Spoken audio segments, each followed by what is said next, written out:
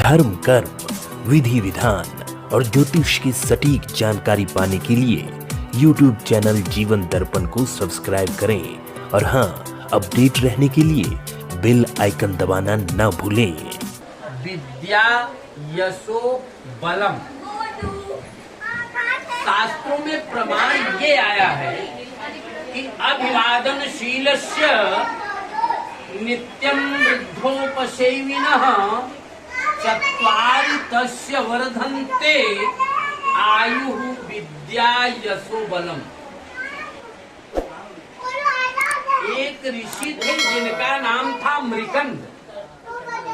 मृकंद को संतान नहीं था, लेकिन अपने संतान की प्राप्ति के लिए बहुत साधना की, लेकिन सफलता नहीं मिल पाई। वो आत्महत्या करने जा रहे थे, तब तक एक ऋषि मिले। उन्होंने कहा कि आपको एक संतान होगी, लेकिन 12 वर्ष तक ही उम्र होगी। उन्होंने कहा मैं संतान चाहता हूं, चाहे जितने दिन रहे, कोई दिक्कत नहीं। बेटा एक हुआ उस ऋषि के आशीर्वाद से। उस बेटे का नाम मार्कंडेय रखा। क्या नाम रखा? मार्कंडेय की आयु मात्र 12 वर्ष तक थी। ये अकेले मृकंड ऋषि ही जानते थे, अकेले मृकंड ऋषि ही जानते थे। जैसे जैसे समय बीतता गया, बहुत दुखी होते जाते। संयोग से एक दिन नारद आ गए। कल्याण होने को होता है तो किसी ऋषि से मुलाकात हो जाती। नारद आए। नारद कहे आप बहुत चिंतित दिखाई दे रहे हो।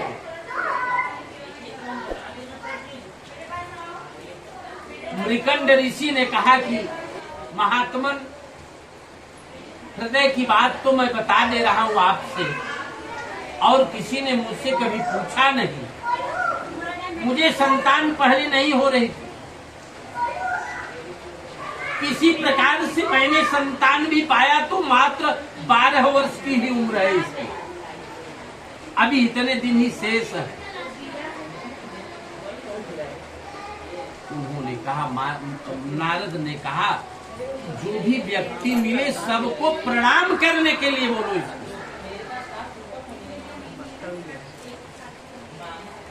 बच्चे को सबको प्रणाम करने के लिए बोलो।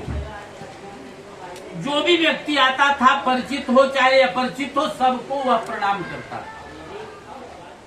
11 वर्ष की अवस्था क्रॉस कर गया, 12वें में एंट्री कर गया। उलट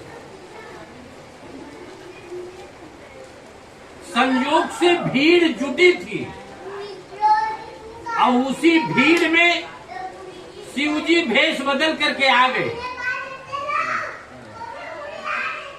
शिवजी को जैसे ही वह मृकंड का बेटा मार्कंडेय प्रणाम किया, शिवजी ने कहा चिरंजीव चिरंजीव। तब तक तुरंत नारद आ गए कि आपने इसको चिरंजीव होने का आशीर्वाद दे दिया।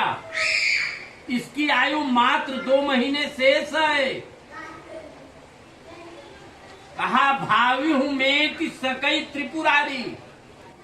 मैं अगर चिरंजीव कह दिया तो ये चिरंजीव हो जाएगा, कोई दिक्कत नहीं। मैं इसको मंत्र में बताता हूं। उन्होंने स्वयं शिव जी ने मंत्र कहा, क्या कि शिवेति मंगलम नाम यस्य वाचि प्रवर्तते भस्मी भवन्तु सद्यस्तु महापातक कोटयः। शिव का परम मंगल नाम यदि किसी के वाणी से निकलता है तो करोड़ों जन्म के पाप अपने आप जल करके नष्ट हो जाते हैं। जैसे शक्ति के साथ शक्तिमान जरूर रहता है। कोई भी पूजा हम आप कर रहे हैं पूजा में पत्नी का होना जरूरी होता है,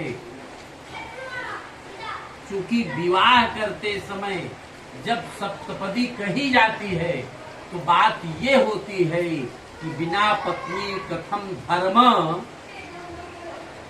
पत्नी के बिना कोई धर्म कार्य नहीं होता।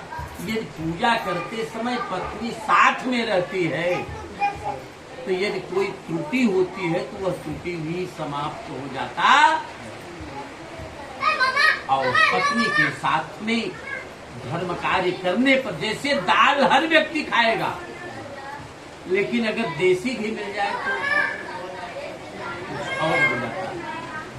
तो पत्नी के साथ में पूजन करना आवश्यक है। यदि प्राकृतिक कोई अवरोध है या और कोई दिक्कत है तो कोई बात नहीं, लेकिन अगर उपस्थित है तो उसका होना जरूरी होता है। और जो आज का ये संगम है, आज का ये जो समय है, समय का लाभ लेकर के आज ये जो महासंयोग आया है गणपति की प्रतिष्ठा का, इस महासंयोग में हम आप थोड़ा भी समय अगर देते हैं तो हमको आपको बेनिफिट मिलता ही मिलता। प्रेम से बोलिए गणपति गजानन भगवान की जय।